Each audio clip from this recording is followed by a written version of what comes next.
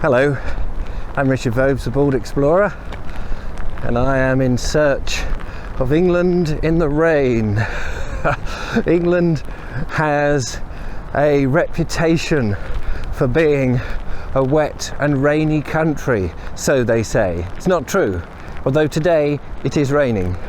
And I am down in Worthing. I'm doing a walk I've done before in the summer, walking along, I will be, along the seafront. I'm starting in Stein Gardens, which is very close to the sea, close to the pier. And I'm filming on a Sunday morning, just before 9 o'clock, when we were supposed to have a storm, a second storm. We had Kira or something, and then we were supposed to have Dennis. Well, I think most of the storm must have happened in the night. Now it's just the aftermath, the rain. I was hoping to get down and stand in the storm and be buffeted by the wind, but clearly that ain't gonna happen. This is the second of my rain walks in which I want to see how wet my GoPro gets. I was filming in a previous one on my GoPro 8, which is a new one to me, and now I'm filming on my trusty GoPro 7. I am a lot more protected. I've got actual waterproof trousers on, which if I do this, perhaps you'll see the magnificence that is the Vobe. So I'm coming down onto the seafront here, and I was hoping to film huge waves lashing onto the seashore, but I don't think that's going to happen. So instead, as the tide is out, oh look what's come in. It's always interesting what you see on the beach. Great big thick piece of rope that has come off of something. That's really nice. I would love to have that. I'm going to tuck it in here. I may come back and fetch it later. Somebody may want it. Let's go down to the beach. You can see behind me the pier. Look how the tide has gone out, and look how flat the shingle here is. There's a little bit of wind. I can see that actually on the GoPro 7, curiously, the raindrops are all over the lens. That's interesting. Maybe the GoPro 8 is a better one to do the rain filming. Coming down here to the seafront.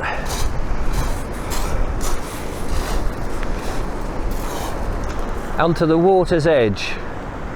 Okay, I'm going to do something that you never see me do in a video, and that is to wipe the lens like that.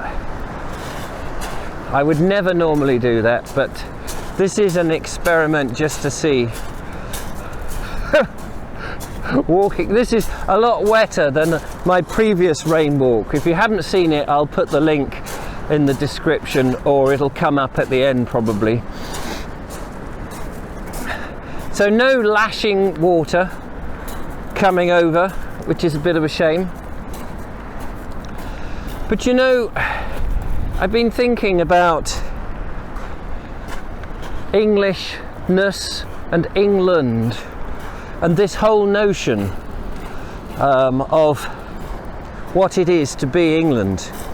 And as I started at the beginning of this, a lot of people think England is a wet and rainy country, and as I said before, that's not really true.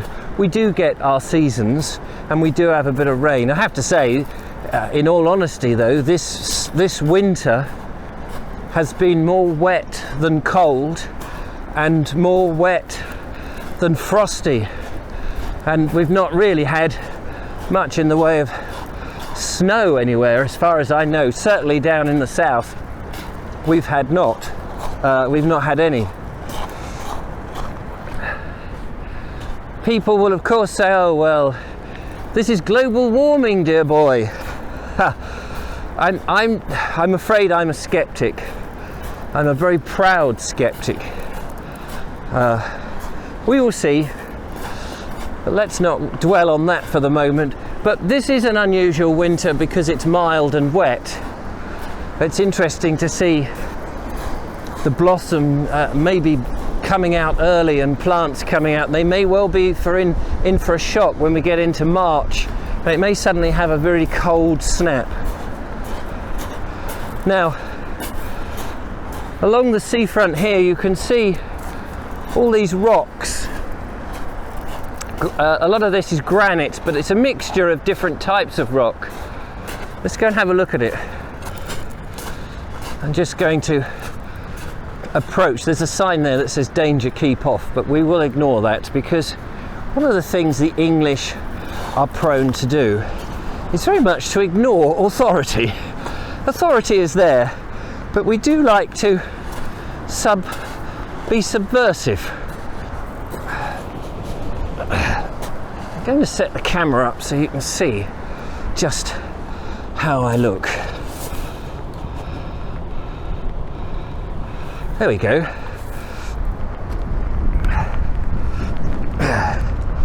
I have, as you can see, all my waterproof stuff on, so there is no excuse in my future much more polished videos to get out when it's raining and record something a little more interesting than this. But this is the second of my water experiments with a different camera. Let's grab you and get around. What I was going to say about these rocks, this is relatively new to Worthing. We used to have, and we still do have, the water breaks, wooden water breaks that were, I guess, put here in the Georgian period originally and replaced in the Victorian period. You can see them all on here and continually replaced. I don't know exactly the time periods, but and I'm assuming it must be oak. But there has been a tendency now to import granite principally and use that. I think it's actually quite a sensible suggestion really, because granite will not rot, whereas the wood has. And in the past it would have been very difficult to transport on the Sussex roads in the Georgian period and even in the Victorian period, before the trains may have helped, great lumps of granite. You can see here, this one's pretty old, isn't it? Look, you can see the seaweed and how it's stood the test of time. Ahead of me is that godforsaken building which they are erecting as homes next to the swimming pool, and in my opinion this is very bad for Worthing, a beautiful Regency seaside town that has changed over the last 25 years and is losing its identity. And I've lived down here for over 28 years, nearly 30 years actually, in Worthing. Oh, I can get onto the sand here. Ooh. I do believe in days of old that people would play cricket when the tide used to go out a long, long way. I'm just going to move back because the tide, I think, is washing down towards me. And what a lovely sight that is, to see all this expanse. And that's one of the beautiful things about living down by the seaside, is you have that change of nature. We live, for those that don't know, at the foot of the South Downs and at the edge of the English Channel, and it's a curious borderland, bordering with potential raiders, I suppose, raiders from overseas. And of course in our history we've had that as something that's troubled us for many, many years, with the Saxon invaders, the Norman invaders, and the Roman invaders. I'm obviously getting my timeline slightly out here, and then the potential during the Second World War, and of course the French during the Napoleonic Wars, the Spanish, and all of that, all trying to conquer this incredible and wonderful nation that I adore. And in future videos you will find that it is in search of England and Englishness that I want to explore in more detail. The wind is, I'm putting you down one more time. There we go.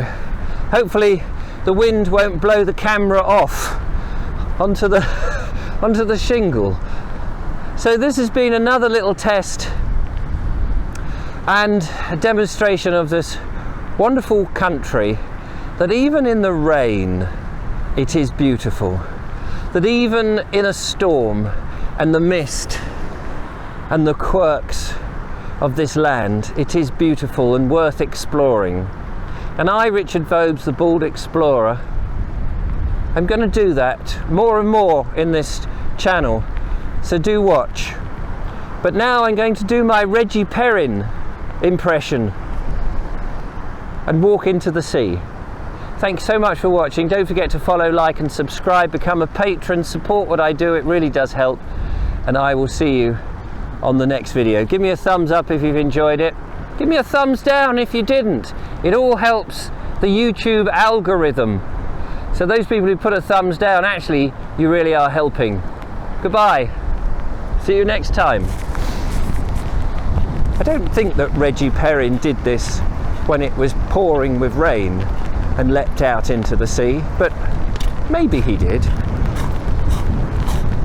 Those people who don't know who Reggie Perrin is, well, oh, look at this.